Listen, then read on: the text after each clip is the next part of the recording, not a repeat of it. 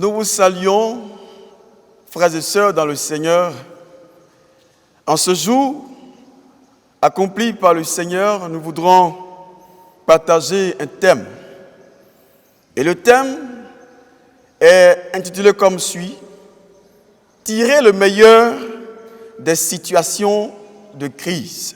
Et le texte donc qui va servir à prêcher ce jour-ci est tiré de Philippiens chapitre 4, du verset 6 au verset 7, que nous lisons.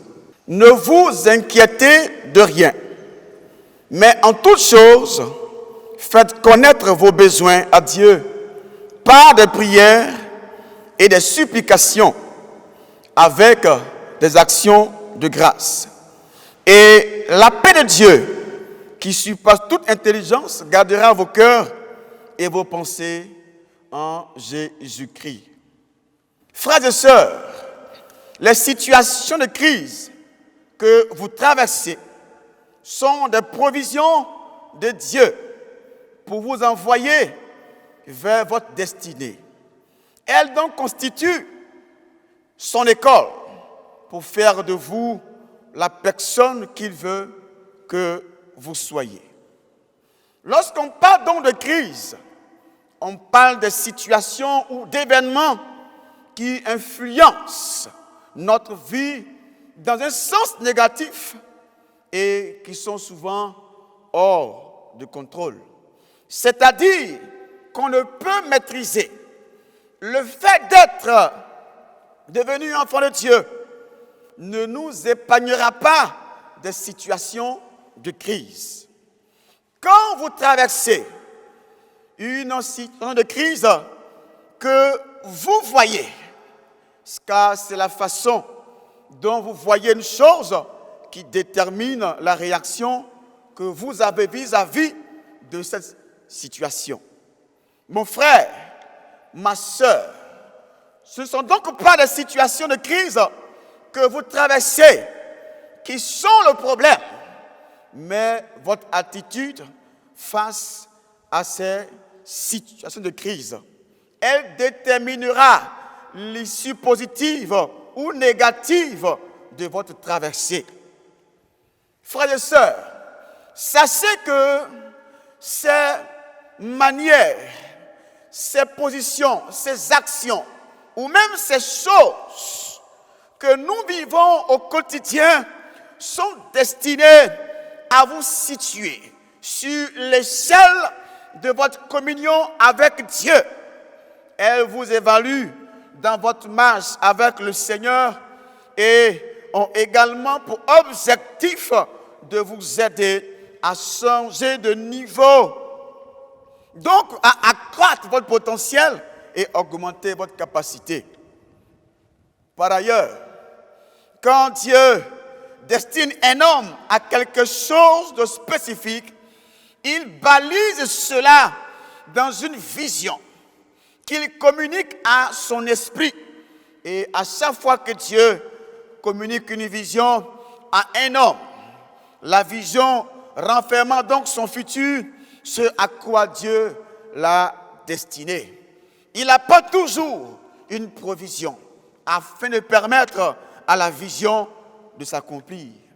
Romains chapitre 8, verset 28 déclare donc ceci: nous savons du reste que toutes choses concourent au bien de ceux qui aiment Dieu, de ceux qui sont appelés selon son dessein. Le verset 31 déclare encore: que dirons-nous donc à l'égard de ces choses? Si Dieu est pour nous, qui sera contre nous? Verset 37 du même chapitre 8. Mais dans toutes ces choses, nous sommes plus que vainqueurs par celui qui nous a aimés. Nombreuses sont les personnes qui, dans leur approche des moments difficiles qu'elles traversent, n'ont pas la juste compréhension de la pensée de Dieu. Prenons par exemple le cas de Joseph dans Genèse chapitre 37, lorsqu'il eut un songe et qu'il le raconta à ses frères. La première provision que Dieu envoya dans sa vie, de par l'accomplissement de sa vision, fut la jalousie de ses frères qui complotaient de le faire mourir.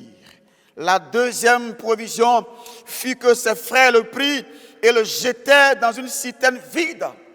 Troisième provision, il le vendit à des marchands madianites qui l'emmenaient en Égypte. Dieu était ainsi en train de pourvoir à la vision. Ce que nous devons comprendre, frères et sœurs, c'est que les situations de crise que vous traversez sont des provisions de Dieu pour vous envoyer vers votre destinée. Elles constituent son école pour faire de vous la personne qu'il veut que vous soyez. Bien-aimés, dans le Seigneur, la provision de Dieu n'est donc pas toujours ce qui va vous arranger maintenant, c'est-à-dire sa puissance, son pouvoir, la bénédiction financière, mais il y a aussi les situations de crise. Si vous ne tirez pas profit de ces choses, vous ne serez jamais, oui, jamais, la meilleure version de vous-même. Sachez-le donc, que Dieu vous envoie quelque chose ou quelque part, et tout ce qu'il attend de vous, c'est un caractère d'un gagneur, caractère d'un homme fort, caractère d'un guerrier, d'une personne qui, face à l'adversité, tient bon ou à la révélation qu'il faut pour agir ou même réagir conformément aux attentes du Seigneur. Quand vous comprenez cela, vous avez la bonne approche des situations de crise et vous célébrez Dieu, quel que soit ce qui vous arrive. C'est cela, la foi chrétienne. C'est pourquoi Matthieu dira au chapitre 24, le verset 23, « Quand il eut renvoyé, il monta sur la montagne pour prier à l'écart. Et comme le soir était venu, il était seul. » Verset 32, « Et il montait dans la barque et le vent cessa. » Mes frères, mes sœurs, en ces temps de crise, en ces temps de pandémie ou de confinement, il n'y a pas de hasard chez Dieu ou de hasard avec Dieu. Rien n'échappe à son contrôle. Il voit tout, il sait tout. Changez donc de mentalité, car Dieu que vous servez est un Dieu mystérieux. Il a la capacité de contourner les obstacles. Mon frère, ma soeur, si vous voulez prendre des raccourcis pour avorter certaines souffrances dans votre vie, renoncez-y. Oui, renoncez-y. En effet, chaque situation de crise par laquelle vous passez est une opportunité que Dieu veut utiliser pour vous révéler une facette de lui que vous ne connaissez pas. Par exemple, dans cette barque où Jésus était avec ses disciples, Jésus va donc montrer une autre facette de sa personne. Avant même qu'il n'arrive à la barque, ils ont vu Jésus marchant sur l'eau. Il a commencé à marcher sur l'eau. Or, au départ, ses disciples n'avaient pas cette connaissance de Christ, la capacité à marcher sur les eaux. Ce jour-là, ils ont vu, ils ont su de quoi était capable Jésus-Christ de Nazareth. Mon frère, ma soeur, c'est seulement en temps de crise que Dieu peut se révéler à vous sous un nouveau jour ou sous un jour nouveau.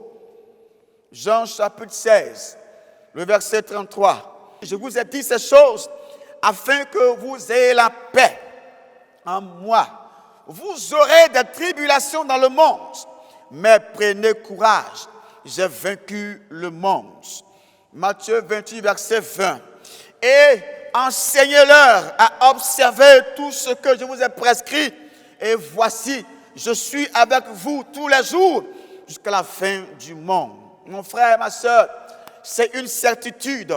Si vous êtes un enfant de Dieu, vous allez vivre des moments de crise, avoir des tribulations. Cependant, ne passez pas le temps à vous apitoyer sur votre situation de difficulté que vous traversez et à vous plaindre, mais tirez-en des leçons, car il y a toujours quelque chose que Dieu veut vous enseigner. Joseph ne s'est jamais plaint parce qu'il avait compris ce qu'était la provision de Dieu. De plus, en temps de crise, n'oubliez jamais que Dieu, sa présence est avec vous et que cette présence est éternelle. Vous pouvez ou non croire cette vérité, mais en l'ignorant, vous vous faites du mal. Car si vous prenez conscience de sa présence, il vous créera un univers où vous aurez la paix et serez en joie. C'est votre foi. Oui, c'est votre foi qui maintient Dieu dans vos circonstances et lui donne obligation d'honorer ses promesses. Son pouvoir a la capacité de vous sortir, de vous tenir et de vous conduire vers votre destinée. Bien-aimés, en ce jour, vous qui passez par les temps difficiles, l'emploi qui est parti, plus d'argent pour payer donc son loyer, assurer la popote. On est 7 chrétiens, mais on vit ces moments difficiles. Dieu te dit de prendre courage et de saisir la révélation qui découle de ces moments difficiles. Dieu est avec nous, et s'il est avec nous, frères et sœurs, nous serons toujours vainqueurs, malgré ce que nous vivons comme moments difficiles. Nous prions le Seigneur, notre Dieu, notre Père. Merci pour ce moment de grâce, toi qui nous appelles à l'œuvre. Et nous savons que sans ton aide, sans ton appui, nous ne pouvons rien accomplir. C'est pourquoi ce jour, nous proclamons ta présence. Nous invitons ta main puissante afin d'assurer la vie en ce moment même où nous sommes. Que ton nom soit béni pour ta parole qui nous éclaire et nous guide. Au nom de Jésus-Christ. Amen.